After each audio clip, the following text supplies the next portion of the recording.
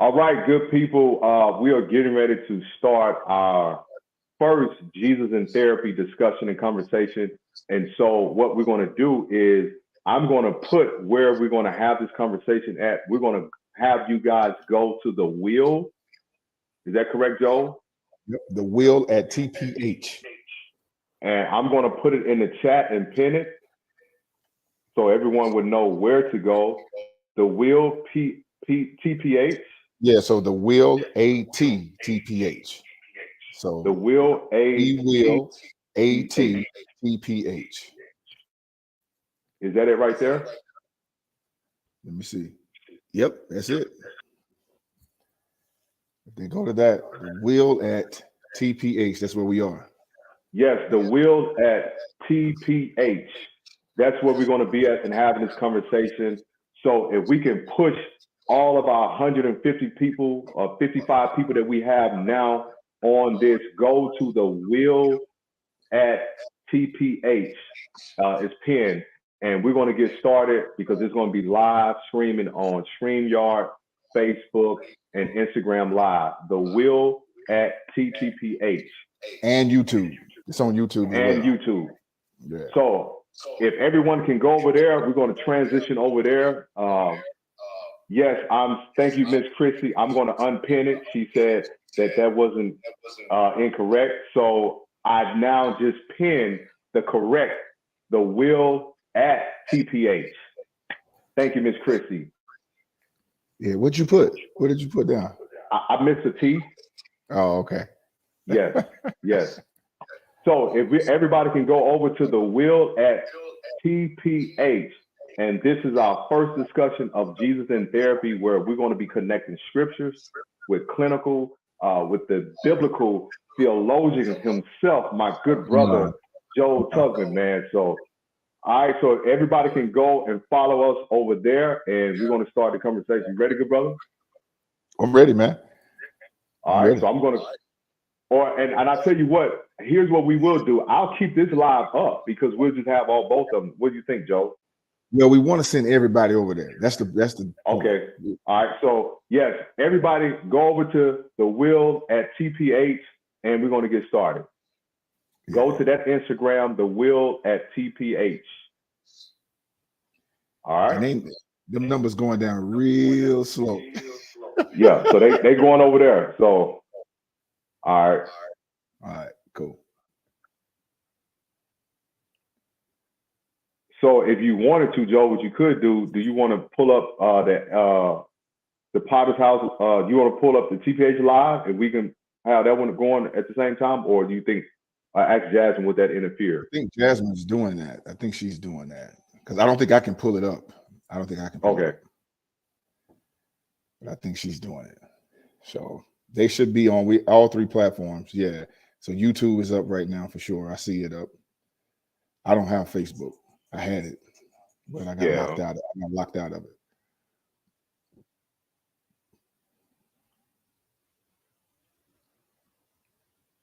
So I'm on the wheel right now. Is it live? On.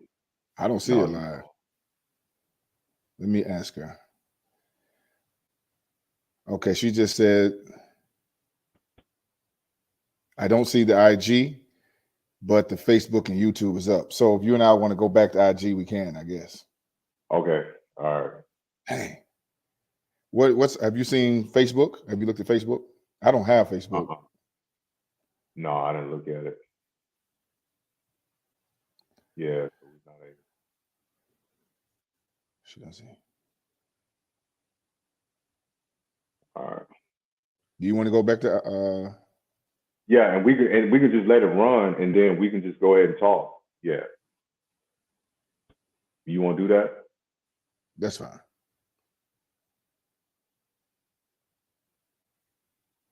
All right, so we're going back there. Visit us. Yeah. So I'll just have that up, but we'll be here right here. So okay. Yeah. She just put that up now. All right, well, we can rock and roll. Let's I'm gonna let you do that. Well, everybody.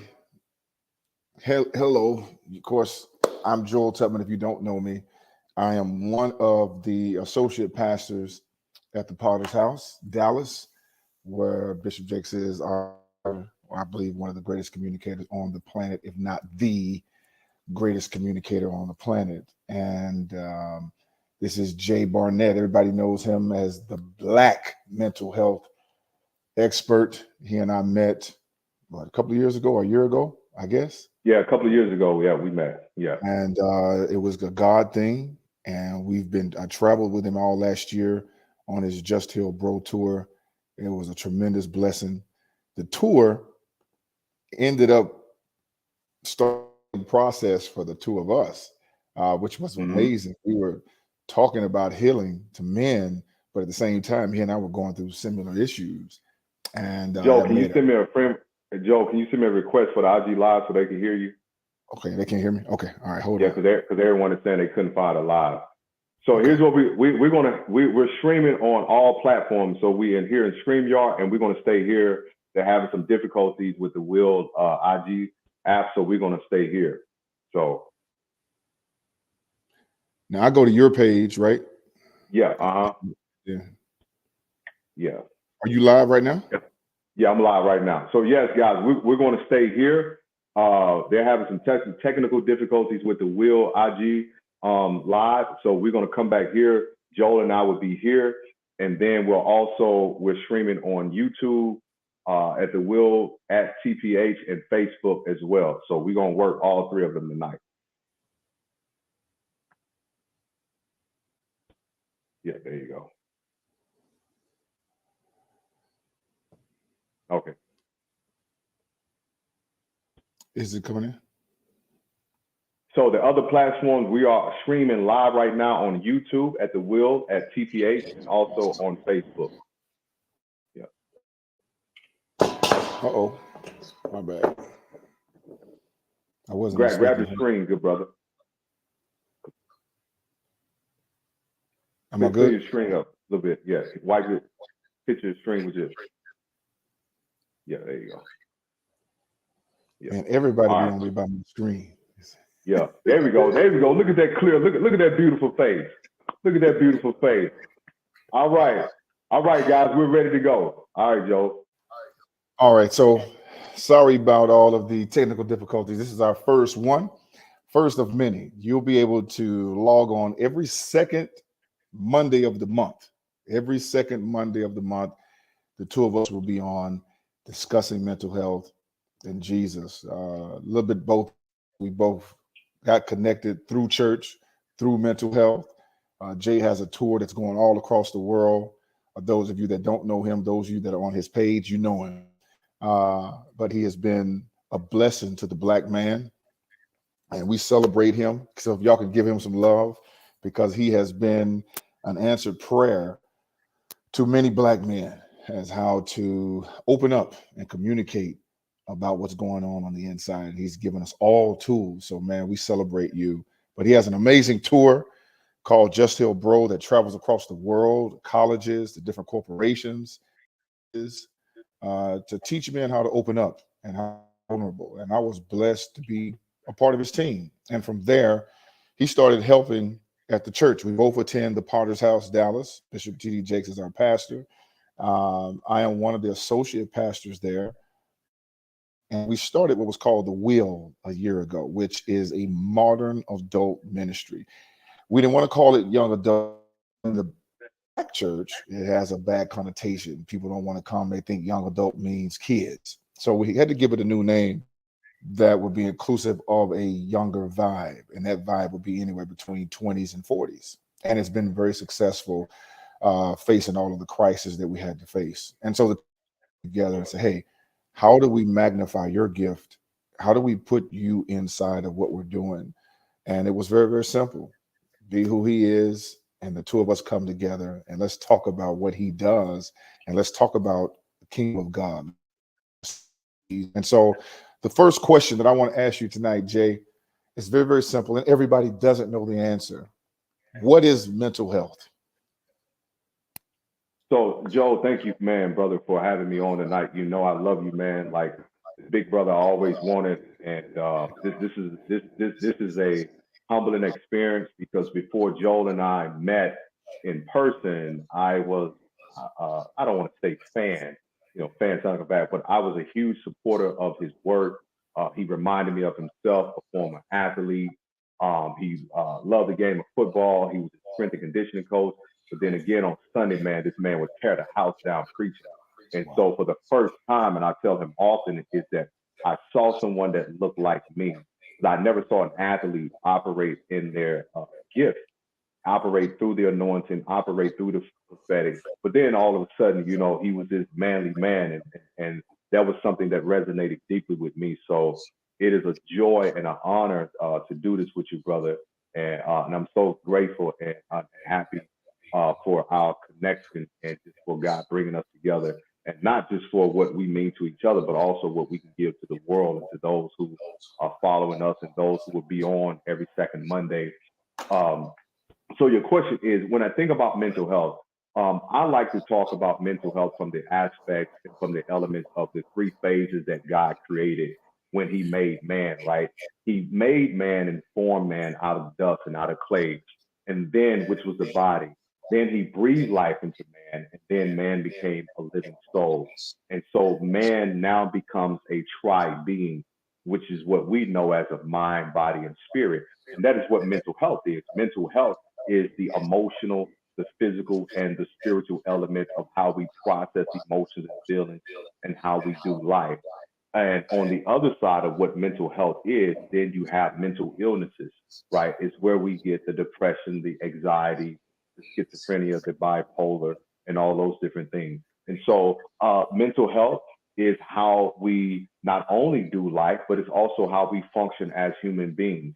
That when we find ourselves in difficult spaces, whether it's either mental, emotional, or spiritual, these issues can cause a mental health disorder per se. So as I like to say, if your mental health is unstable in one of those three areas, it can cause a mental health issue, which is where we get the depression and all those different things. So just wanted to provide context to those who are listening and following us tonight. Great answer, and it's a full answer. And I think I love that you opened up with how God created man, because he didn't leave us unfinished. You know, he creates man from the dust of the earth. He stands him up. He's got sinew and flesh, but he doesn't become a living soul until he puts himself inside of. I think what's interesting to me about the whole component is, as we look at the body, we are told, and most of us do, we'll go to the doctor every year. Some jobs demand you to go to the doctor every year. If you got a pretty good job, to get a physical, to get a checkup, to find out where you are. If you're in sports, it's mandatory that you at least get a physical. If you're playing at a higher level, you have to go beyond the physical and get the blood work. Why do you think that we are afraid to have that same mentality? Not just men, but period. Why won't we do the same when it comes to mental health, to get a checkup on our mind? Well, you know, Joe, it's what I have talked about for the past couple of years and the work that I have done, and not only trying to remove this stigma, but also trying to remove this perception that telling someone or sharing information that you're not feeling okay or thinking okay, as I like to say, is that it makes something wrong, or that something crazy about you that you're not able to fix. One of the things that I like to do when clients come in is I like to remove the thought that something is wrong with them.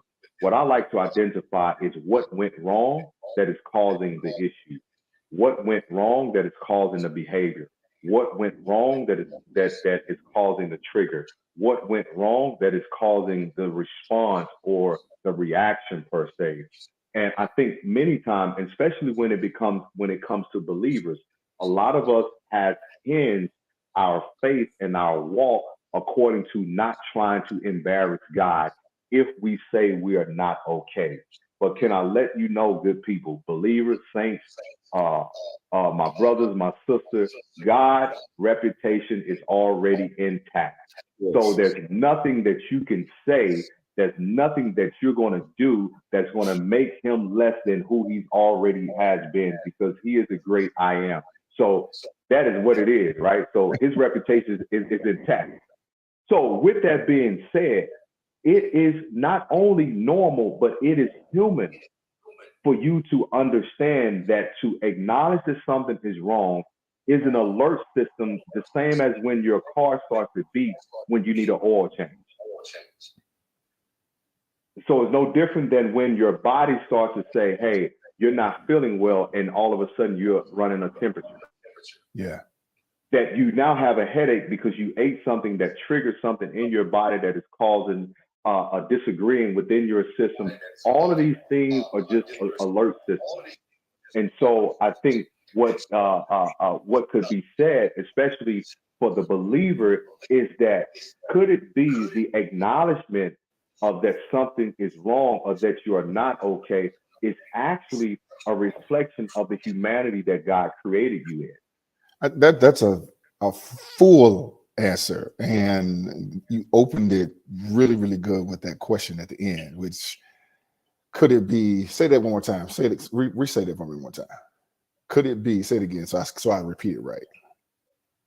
So could it be the acknowledgement of what we feel or what we're thinking? Could it be a reflection of our humanity in which God created us in? Could it be a reflection of our humanity? That is such a great question, because it's almost church, and I'm not saying Jesus, church has decreased the value of humanity. It's almost like we're looking for superheroes or heroes versus humanity. We've devalued humanity. If a person makes a mistake, then they're less than human, without understanding that life is life. Humanity exists in life, and as long as you're in this earth, housed in that body, you're going to be prone to make mistakes. As long as that soul is sitting in that body, not until this body has gone to the grave and this spirit goes to heaven will a man be perfect. So a lot of what we go through when it comes to mental illness has been shaped for the believer by our profession of faith, because we have this incorrect definition of perfection, of what it means to be perfect. So we don't tell the truth about what we go through. And so you worded it a good way, and we think we're going to embarrass God. We're not going to embarrass God. And we know that deep down in our hearts, but it's almost like we feel like we're going to let God down and his church down if we tell the truth that we're not healed, that we're still hurt, that we had to go to a counselor, because it's been preached over the pulpit that it's some of those things are demonic, some of those things are strongholds, and some of those things may be, but even if they are, there is a place to go for all of it. You know what I'm saying? Does that make sense? Absolutely. No, it makes so much sense, man. And then I'll also add too from the clinical side, and for those that are believers, I love to believe that deliverance is an instant. I truly believe that you can go to the altar and someone can lay hands on you and you can be delivered. However, I do think to continue to function and operate in the deliverance, there's a process, which is the healing process, for you to sustain what happened at the altar. I think what happens most times with believers is that we look at the altar as being a one and done effect. And in reality, the altar is just the beginning. And the journey is what happens when you leave the altar and you walk out of the church and you get in your car, because the enemy is going to meet you right in the parking lot and tell you. And if you don't believe it, this can be interpreted as a trigger for some. For some, it can be the enemy whispering in your ear. As we know, we wrestle not against flesh and blood, against the principalities and spiritual wickedness in high places. So understanding that the moment that you leave the altar, your brain is going to be questioning, are you really free? Absolutely. Are you really healed? Yeah. Are you really over the relationship? Yes. Are you really over the moment of failure or the moment of embarrassment? And so, going back to what you said, is also understanding that deliverance is an instant, but healing is a process. Healing is a process. And I love how you said it, that when I leave church, my mind is going to be questioning what just happened. My spirit is free. My spirit is rejuvenated. I'm happy. The soul still needs some work. Your soul is your will, your imagination, all are in the unseen, the other dimension it's housed inside the body. And it's going to question it. It's going to question it. And if you don't have a good solid foundation, some therapeutic advice or counselors, as the scripture would say, a multitude of counselors to help.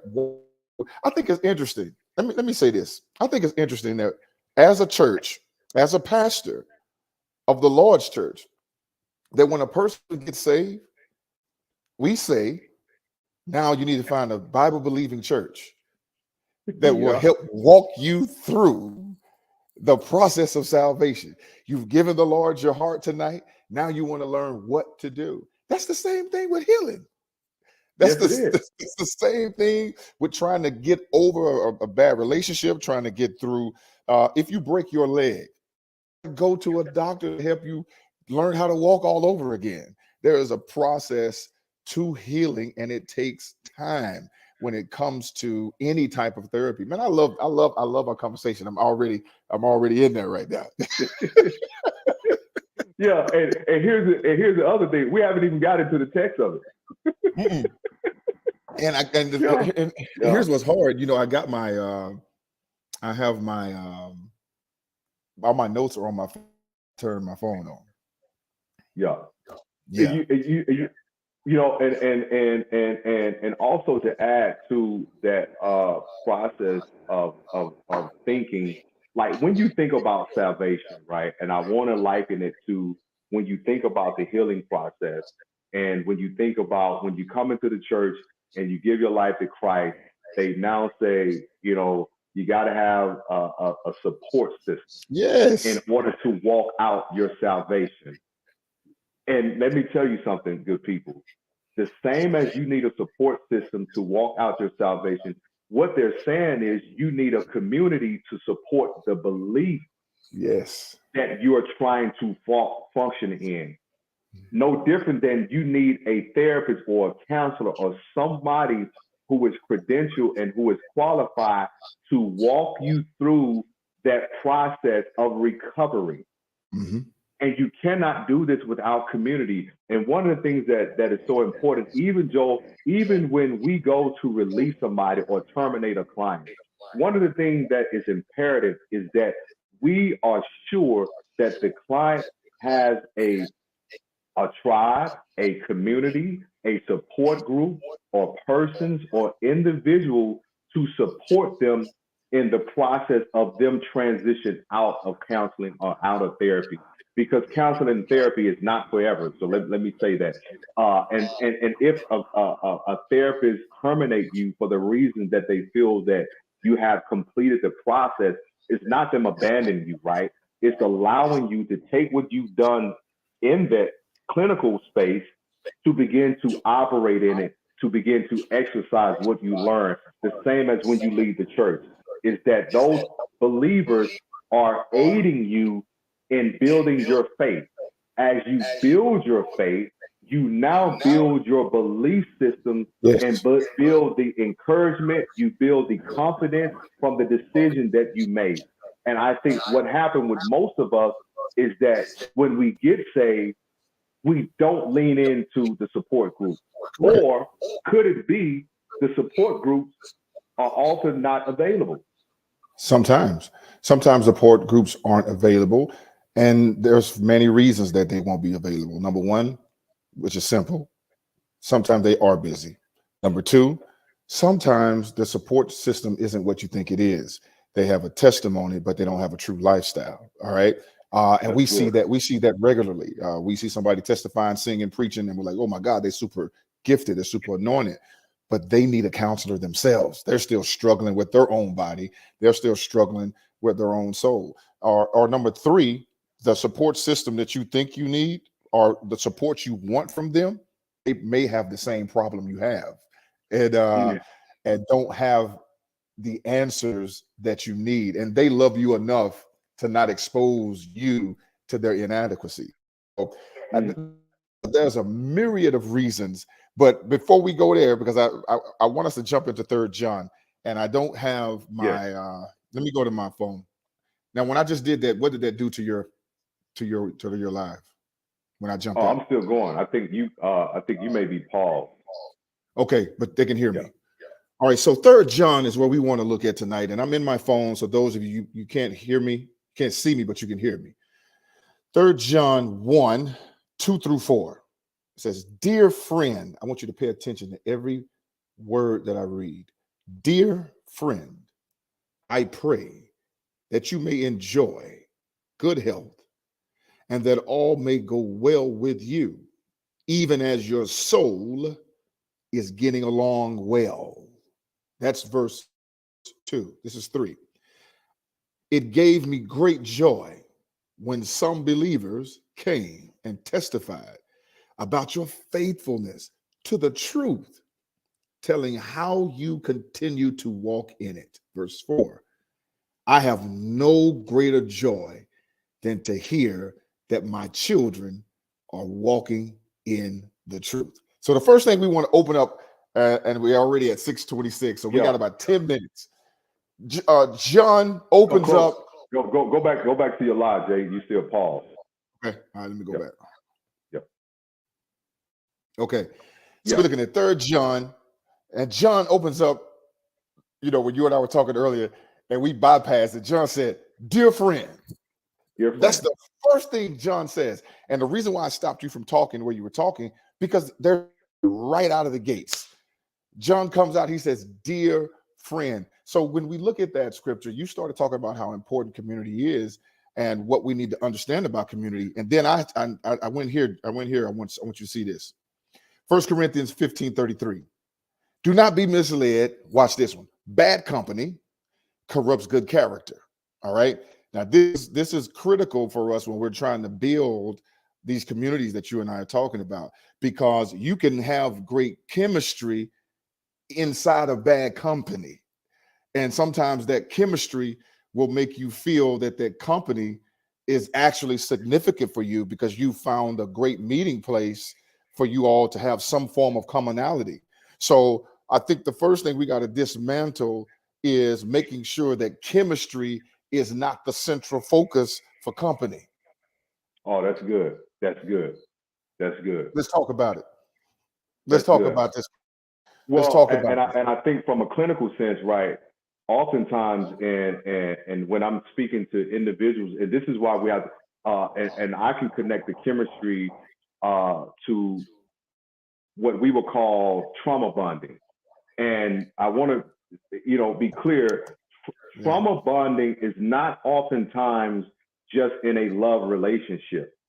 Sometimes we trauma bond in platonic relationships as well, and friendships, because what happened is there's a part of us that has experienced trauma that is unhealed, that is oftentimes that is triggered and familiarized in spaces that we feel safe in.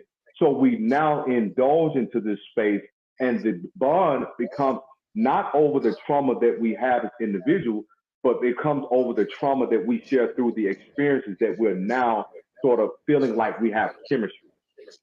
Yes. If that makes So sense. pause before you go. So they have their base. So you heard the term trauma bond from the clinical side. From the biblical side, we were coming out of Corinthians showing how bad company can corrupt. It can corrupt you. All right. It can corrupt. And so we posed the question, or we posed the thought about making sure that chemistry is not the central focus for company, because that trauma bonding, that's the chemistry. And then before you know it, we've created a formal and informal relationship around something that's actually killing us. Keep going, Jay.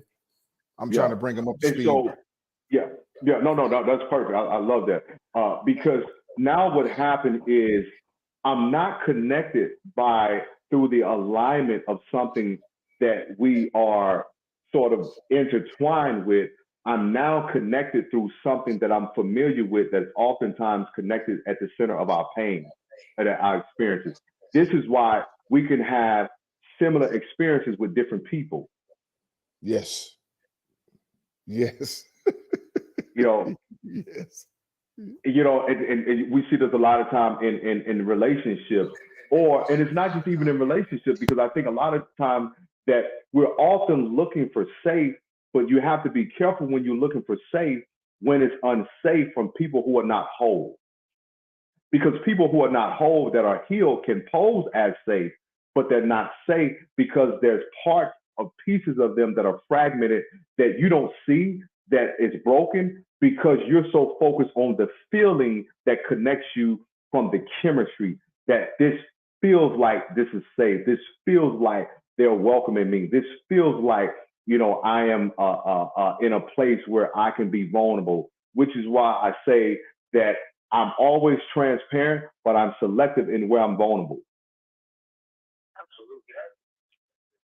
Take it vulnerable. And you know what, to be honest, that's a problem in my life. I was a kid, my mom used to tell me all the time, they said my voice is cutting out. Yeah, but I think you went out on a StreamYard. At the last, yeah. Yeah, come back in. Oh, the whole day is down. I'm still up, so. Are you up on StreamYard? Yeah, I'm up on StreamYard.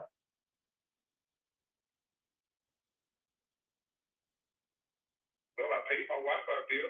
I don't know what's going on with it, bro. Let's keep moving. Let's keep okay. moving. I want to go on into the verse.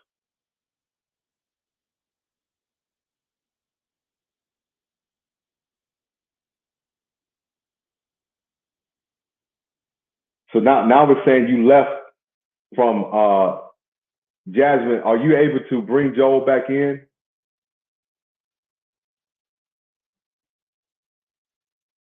What about now?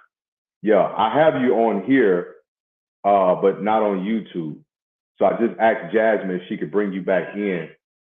So what you can do, are you on your laptop? Yeah, I was on my laptop. So go back to that link. So go back to the link and click in the link, on that link, and it should bring you back in. Yeah, it's not connected to it at all. Let's just move on. I'm not worried about it. I don't want to keep holding Okay. it. So sorry, y'all. So I'll make sure I can fix next time. Yeah. I want to go further down to that scripture. So do you have your Bible with you? Because I can't get on my phone and go to the scripture. Yeah. So you can pull. Yeah, I'll pull it up for you. What's the scripture? It was on that 3rd John. So you want me reading 3rd John?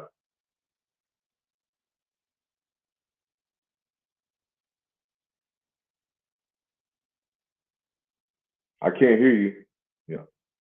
We just got to the part where it says friend. Okay. Yeah, I'll read it out for you.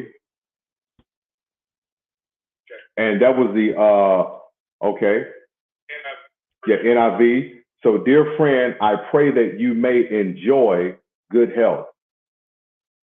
Stop right there. Because we got this company, right? You and I have been talking about making sure that as we build this community, as we all right. This friendship, we both is having a terrible life. Man, the enemy trying to stop this word, bro. We gonna make it. I know. We good.